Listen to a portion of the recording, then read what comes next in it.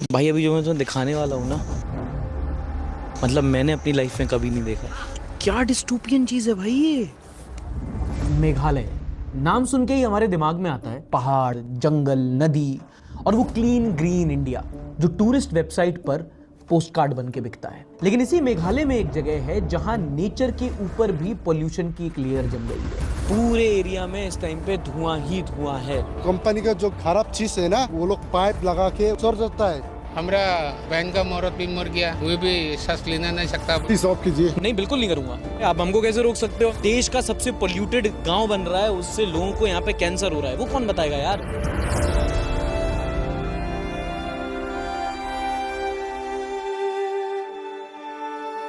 आपके सामने जो लिस्ट है वो है 2024 की इंडियाज मोस्ट पोल्यूटेड सिटीज की लिस्ट।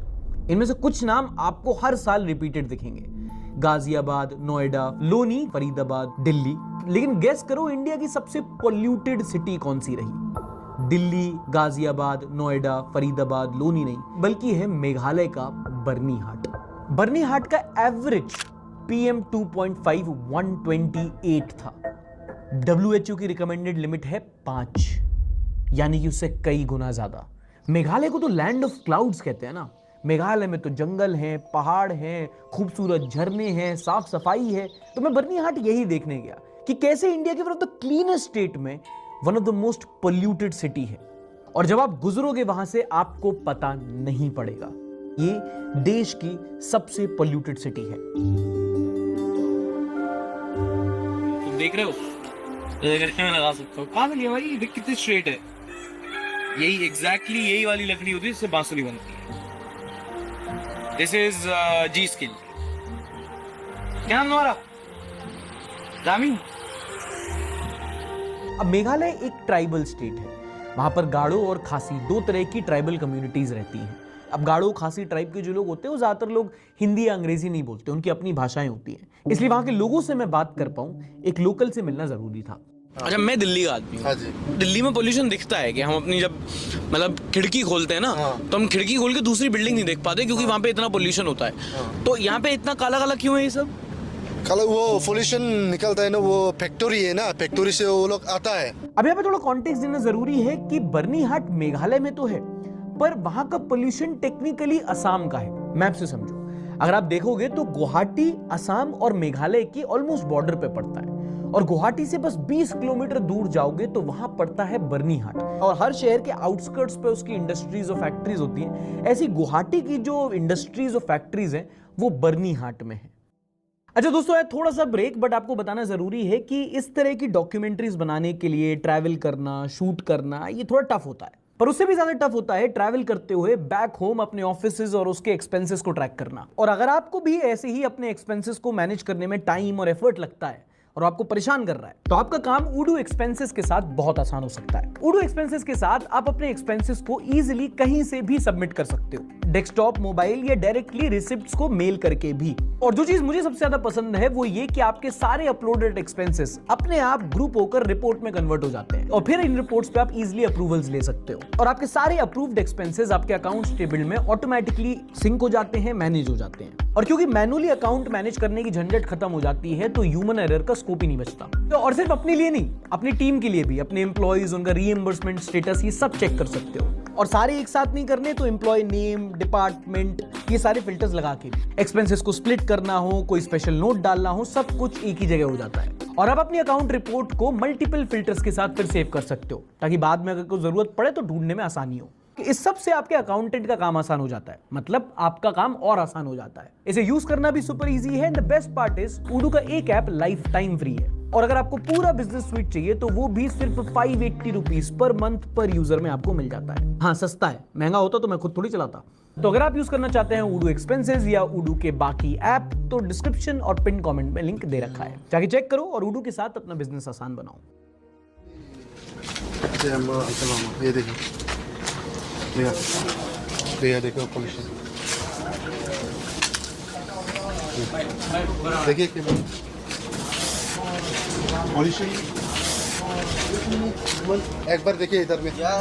हाँ भाई, पत्तों पे भी। हाँ, पता नहीं, देखो ये सब्जी हम लोग खेती करता हूँ ना, ये सब्जी में भी वहाँ में काला काला सबसे पोल्यूशन ज्यादा है। अभी आप देख चुका है कितना ज़्यादा मिला है। पानी से भी धुलाई करने से भी नहीं जाता है, उसको 3 बार 4 बार धुलाई करके उसको फिर कपड़ा से सफाई करना पड़ता है, क्लीन करना पड़ता है। मतलब दूर से तो आप देख रहे हो तो आपको ग्रीन लिखता है सब कुछ। धीरे धीरे टाइम बीता ना तो रियलाइज हुआ कि it is green but it is not lush green. इस जगह के पत्ते पत्ते पर, कण कण पर पोल्यूशन की एक लेयर थी। भाई अभी जो मैं तुम्हें दिखाने वाला हूँ ना, मतलब मैंने अपनी लाइफ में कभी नहीं देखा।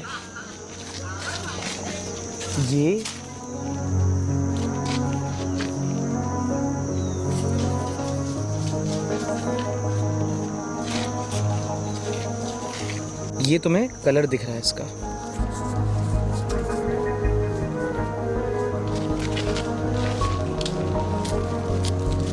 सिर्फ एक पेड़ के एक पत्ती से इतना धूल धक्कड़ निकाला है मैंने। अंतर देख रहे हो? पूरे में यही है। What I'm very amazed to see is कि अगर इतना ये कालीख ना हो यहाँ पे तो it's a very pristine, very beautiful village. यहाँ पे कोई पक्का मकान नहीं है, आराम से आप चल रहे हो, बांस की ये रेलिंग है। मैं बस इस टाइम पे ये सोच रहा हूँ कि जब ये फैक्ट्री नहीं हुई होगी 7-8 साल पहले तो ये जगह कितनी खूबसूरत हुआ करती होगी। अभी चाह के मैं भी इसकी खूबसूरती नहीं देख पा रहा हूँ।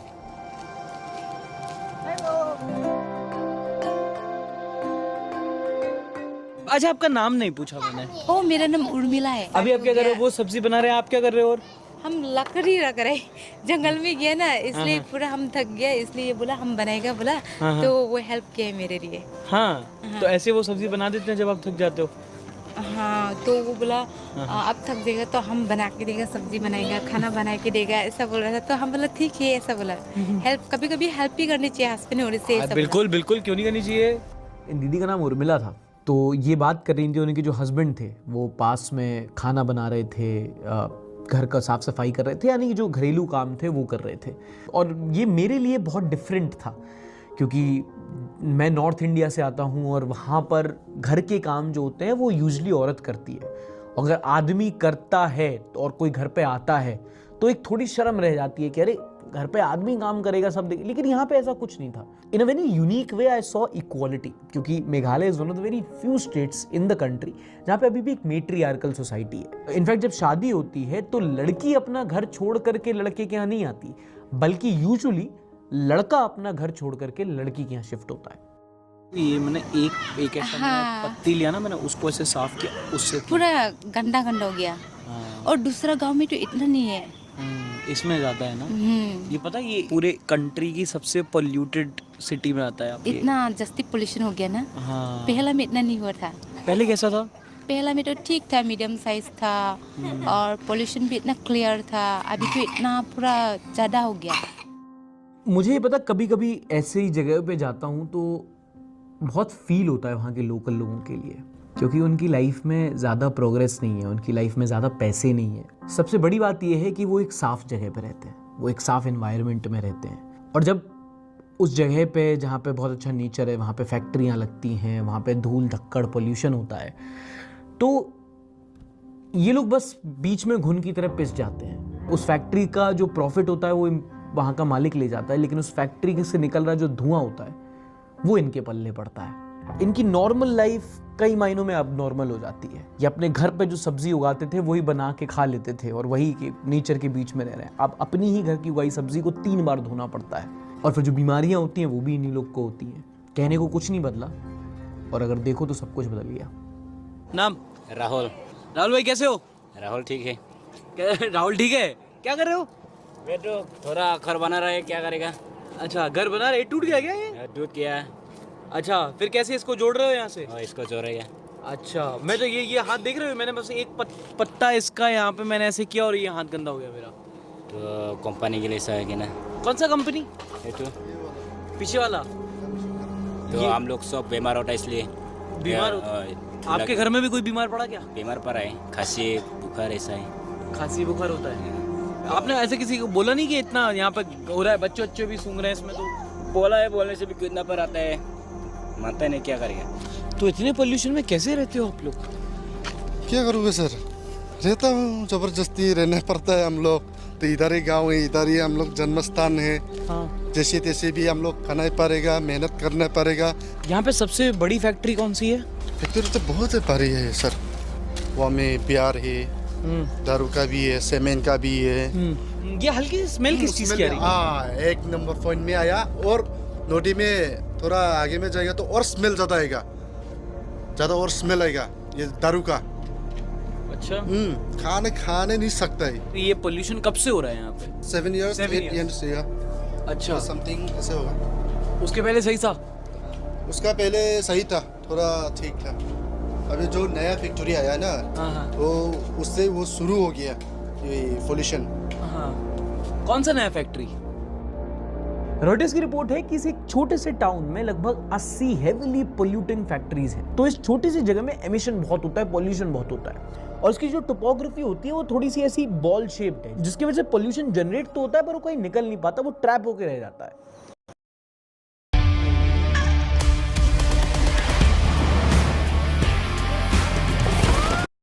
जनरेट तो होता है पर वो कहीं निकल नहीं पाता।